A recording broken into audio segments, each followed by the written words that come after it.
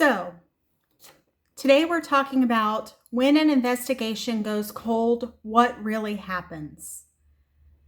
So, ultimately, what is a cold case? A cold case actually means that all leads have essentially dried up. And that can make the case very difficult because once leads stop coming in, once investigative tactics stop mining more information or people stop coming forward, that's when a case can go cold. And if you are a true crime junkie like I am, you know that ultimately a cold case is a case that oftentimes has to be revisited multiple times before it can actually be solved, if it's ever solved. And so the thing with that is, it definitely, as a victim's rights advocate myself, having represented domestic violence survivors, as well as sexual assault survivors, as well as doing forensic interviews for children who had been victims, that makes my heart hurt.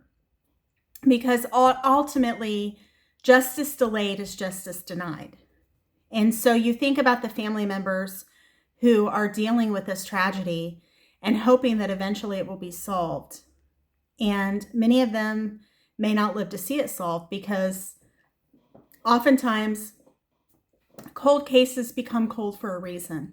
Either people are afraid to come forward, maybe people don't understand that they're actually a witness to this, maybe people are afraid, any number of reasons. And ultimately, if you've seen the first 24 hours or the first 48 hours, you know that the first few hours of an investigation are crucial. That is when things are the most warm. That is when things are full of witnesses who are willing to potentially speak to you. If you're an investigator, that's when pieces can actually fit together fairly quickly. But the longer time that passes, the more you have to deal with certain issues, such as witness memory, such as lack of cooperation, such as a person trying to threaten potential witnesses. Those things do unfortunately happen. And ultimately, evidence can be lost. For instance, someone may throw away their trash. Someone may have hidden the body. Someone may have gotten to the witnesses and threatened them, which could also be another way that evidence could be lost. And additionally, evidence can also be preserved for years if done correctly. For instance, DNA. For instance, certain pieces of evidence, such as the clothing that the victim was wearing, such as fingerprints, such as blood splatter, things that could essentially be preserved for as long as possible. But the other thing that comes into play is if you're wanting to test certain pieces of evidence, you have to know that essentially the sample will gradually be diminished.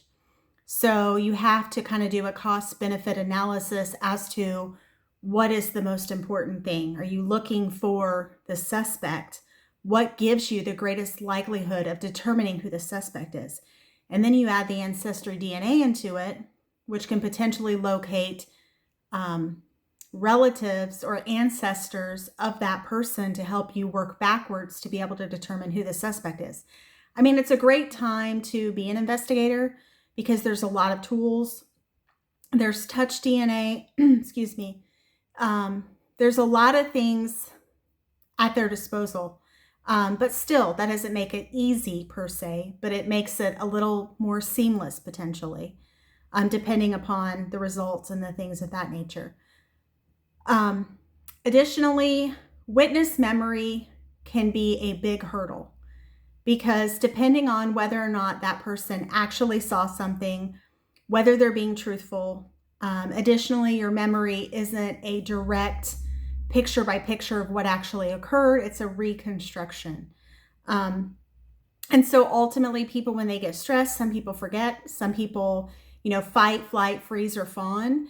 If you have a person who freezes when they are stressed out, that can add additional strain on that person and prevent them from being able to share with you what they know. Not because they're doing it intentionally, but because that's their trauma response or their reaction. Additionally, some cases go quiet for decades because the leads have stopped. They've mined every single thing that they can mine, and they're still waiting for that one small piece, that one small clue. They might get it, they might not get it. But at some point, there's the moment sometimes where things are just lucky. Maybe someone had been away from the state for a while, comes back and says, oh, wait a minute, I know about this case. And if certain things link up and corroborate what the scene shows, then that could be a lucky break. Additionally, we know that there have been many advances in DNA recently. I mean, you think about O.J. Simpson and Nicole Brown Simpson case, in which the jury didn't fully understand DNA. And so now DNA has been a massive change maker in investigations, and it has essentially created new fields, forensic things that has helped people solve cases and solve them quickly.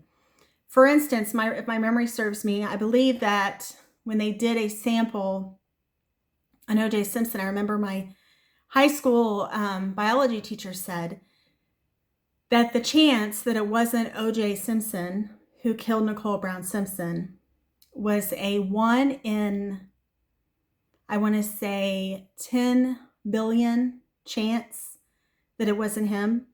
And at the time, I think we only had 6 billion people in the world. So that should tell you that the DNA was his, right? And then we also have, digital forensics as far as like phone towers. We have the ability to use certain boxes to determine. There have been cases that have actually been filed and succeeded in being able to determine where a person was at a certain point. One that strikes me, I think, is Dana Ewell, where he, I think, had killed his sister and his mother and potentially his father. I can't recall now. But there's certain things like toll booths will capture you, right? And that can actually be mined as well. And they change old investigations quickly. Let's talk about something really important. There is an emotional impact on victims' families and investigators, because both of them feel heavily responsible, likely. The families are mourning. The families want a resolution, and they deserve a resolution. They deserve compassion. They deserve to be updated by investigators. And the investigators themselves are put under a lot of pressure because they want to keep the person who did this to the other person off the streets, and they want to satisfy the family, and they want justice.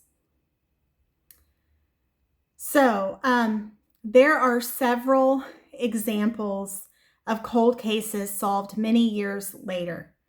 And generally that happens from advances in forensics, advances in DNA, a confession maybe that someone has made. For instance, you think about the Delphi murders, if you're familiar with those. That was eventually solved, but there's still, I think, an appeal or something coming up. I'm considering doing some work on that, potentially. And ultimately, the other thing you think about is the gentleman, not use gentleman, but D'Angelo, who was the rapist in California. His case was solved through genetic DNA. So yeah, there have been a lot of cases where the updates and the upgrades into DNA have been very fruitful and has helped investigators immensely. And things are only going to continue going forward, especially with AI, especially with other things kind of taking a forefront too. And persistence does matter in the pursuit of justice. You can't just say, okay, this isn't happening as quickly as I want it to. I'm done. This is over. That's not how it goes, right? These people are trained. They know what they're doing. They know that it's going to be tough, but they have perseverance and they have belief and they have hope in the system. And the next part, of course, is going to likely be the trial, right? Because they want justice for someone who has been harmed and their life snuffed out of them or taken away from them.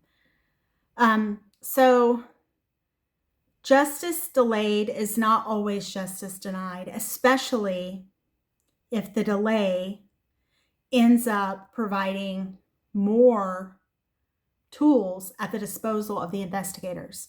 And oftentimes the second, a third, fourth set of eyes can actually look at something and have a fresh perspective, because nobody thinks the same, right?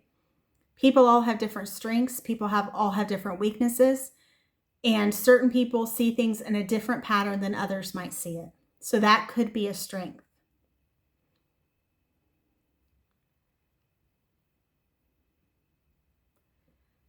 So ultimately, I just think that what an amazing time we live in currently. And I hope that you enjoyed this. Thank you for tuning in to Grace and Gavel, where truth meets compassion. My name is Buffy.